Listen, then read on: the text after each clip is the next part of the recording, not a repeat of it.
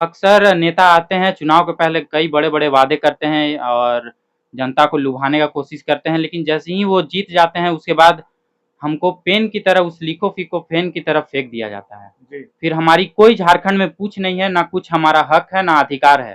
जी, आज जितने भी पार्टी के जो सुप्रीमो हैं, आप उनसे पूछ कर एक बार देखिएगा जी, कि आखिर पलामू वासियों की पहचान क्या है झारखंड में।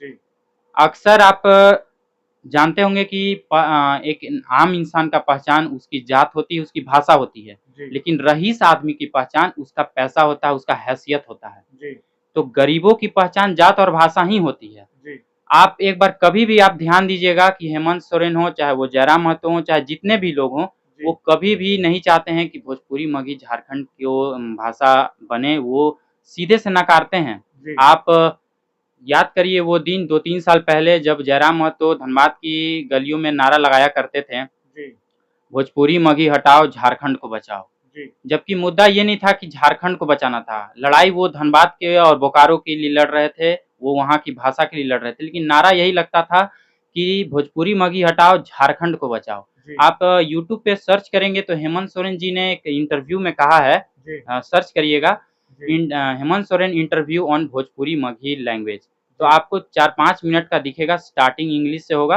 तो उसमें उन्होंने साफ-साफ कहा है कि ये बोरोड लैंग्वेज है, ये बिहार की लैंग्वेज है और ये जी, झारखंड में जब आएगी तो ये बिहारीकरण हो जाएगा। जी, तो ये कहीं न कहीं हमारी पहचान को दबाने का काम करते हैं ये लोग और सभी लोग और पलामू के भी लोग उतने ही इसमें दोषी हैं जितना वो लोग दोषी हैं। जी, बिल्कुल। हमेशा चाटुकारिता का जो राजनीति होती है, जी, लोग दब के रहना पसंद करते हैं। जी, लोग कभी सोचते ही नहीं है कि हम पलामू की आवाज़ उठाएँ। आप खुलेआम जब कोई नेता आपको दबाता है, आपकी भाषा को दबाता है और आपकी पहचान को दबाता है, जी, तो हम खुलेआम क्यों नहीं बोल पाते हैं कि नहीं आप ऐसा नहीं कर सकते हैं। बिल्कुल। जबकि यहाँ के लोग उस पार्टी का पद पाने के चक्कर में उसमें गुलाम बन के रह जाते हैं जी, बिल्कुल। और कभी भी अपने प्रमुख से जाकर नहीं बोलते हैं कि नहीं आप ऐसा नहीं कर सकते हैं, कभी भी जी, लड़ते नहीं हैं। जी, तो मैं पलामू को उसकी पहचान दिलाने के लिए आया हूँ जी, और हमारी पहचान, हमारी गरीबों की पहचान भाषा और जात ही होती है। जब हम रईस हो जाते हैं, अमीर हो जाते हैं, तब हमारी पहचान हैसियत की हो जाती है, पैसों की होती है। जी, बिल्कुल। लेकिन हमारी पहचान को हमेशा बड़े-बड़े नेता लोग दबाते आए हैं,